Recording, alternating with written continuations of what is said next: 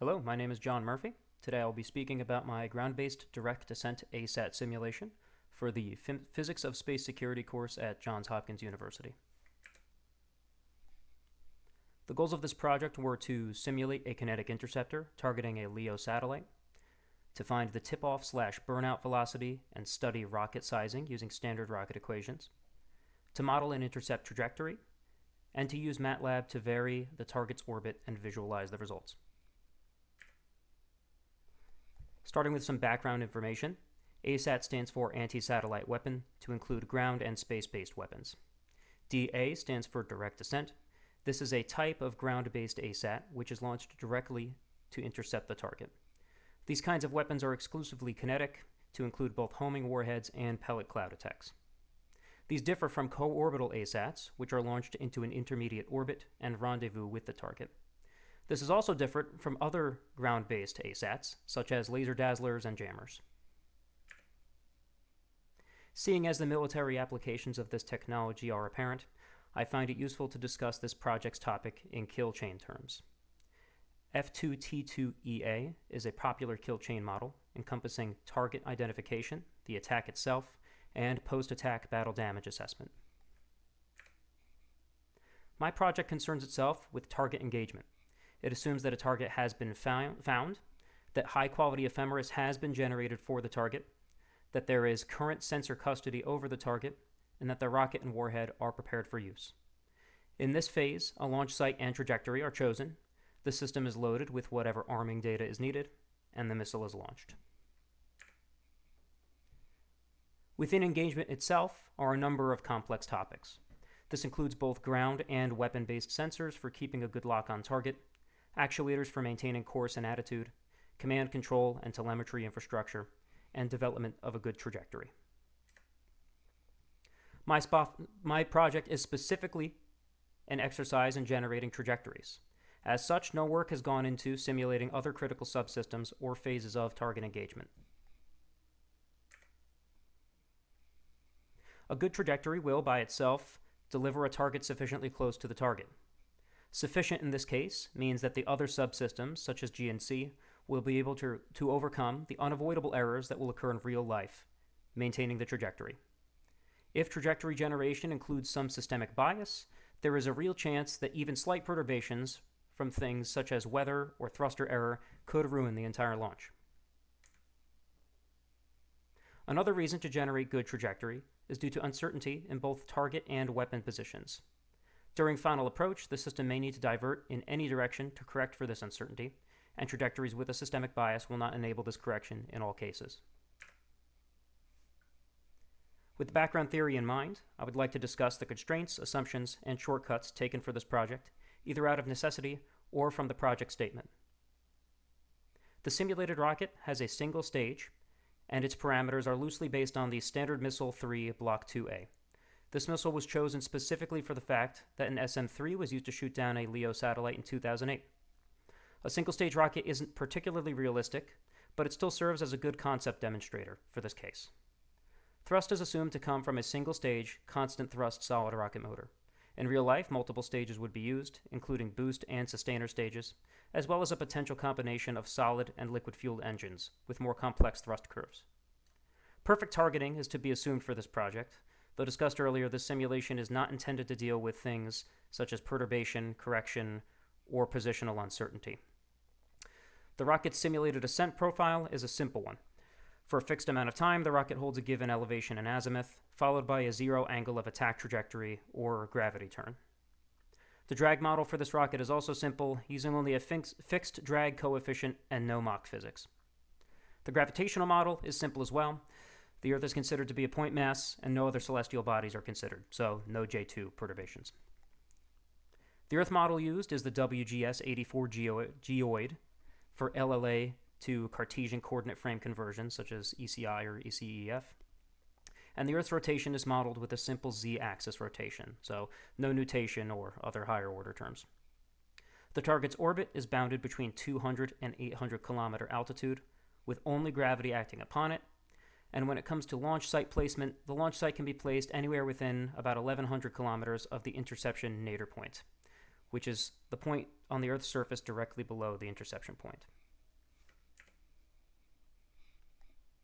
The first software simulations I performed were using a bare-bones physics integrator to simulate worst-case rocket trajectory.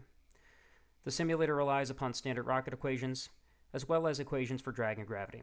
As such, the standard rocket equation was insufficient by itself, since it needed to be integrated, and these 4 equations were required to either initialize the simulation or be integrated throughout it.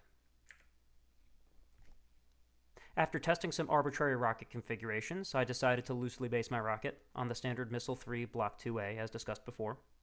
This rocket was used to shoot down a LEO satellite in 2008, and though there is limited information about it online, I feel that my estimates are suitable for demonstration and analysis purposes in this class. I gave the rocket a decent ISP for a solid rocket booster, a middle-of-the-road initial thrust-to-weight ratio, and a very optimistic structural ratio, per the lecture notes. I chose such an optimistic value to compensate for the fact that a real-world missile will use multiple stages and thus be more efficient.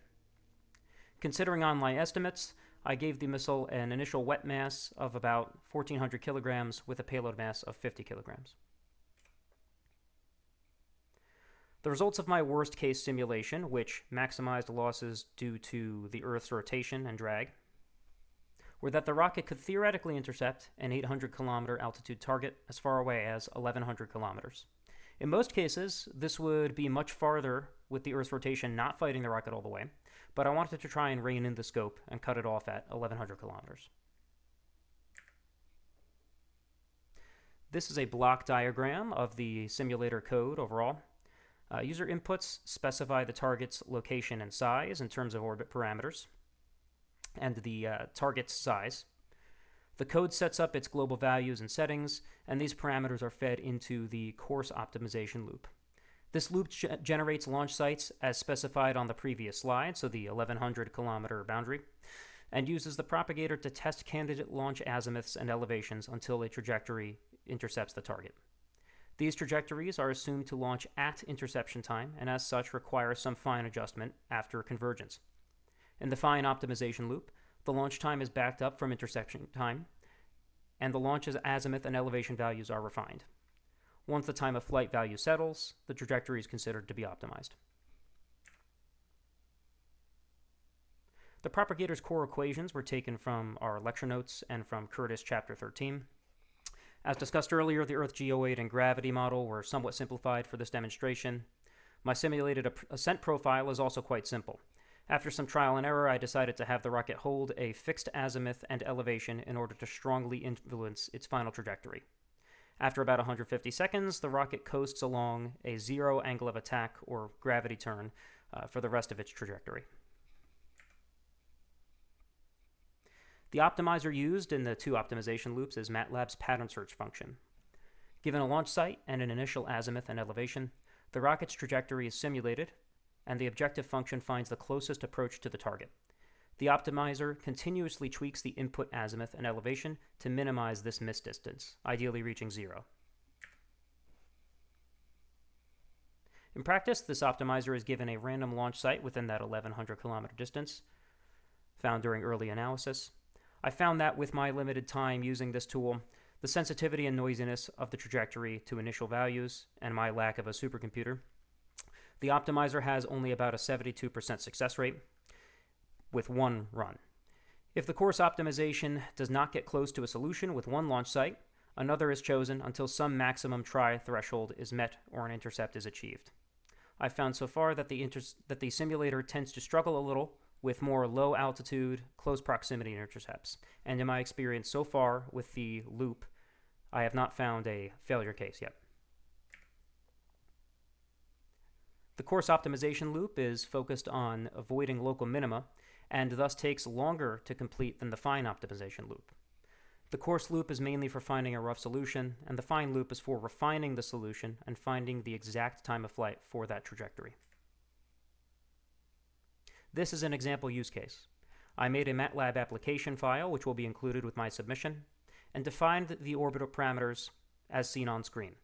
I then clicked Start Run to begin the simulation. After a few minutes, the final results were returned, as you see on the left of your screen. I also have a video clip showing the 3D plot of the converged upon trajectory, which should play now. As you can see, the launch site is marked with a yellow triangle. The red line is the rocket's trajectory, and the cyan line is the satellite's trajectory.